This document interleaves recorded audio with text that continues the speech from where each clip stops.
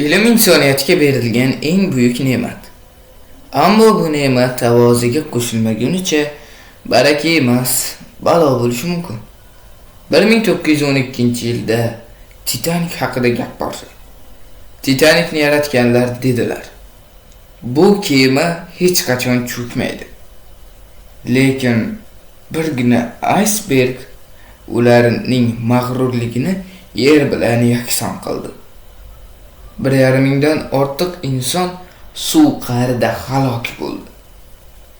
Bu faqat texnik xato emas, bu ilmga kibr bilan yondashgan insoniyatning fojiaviy sabog'i edi. Ha, ilm bizni kuchli qiladi. Lekin agar uni tavoziga, tafakkurga va iymonga qo'shmasak, u bizni o'z qo'limiz bilan halokatga yetaklaydi.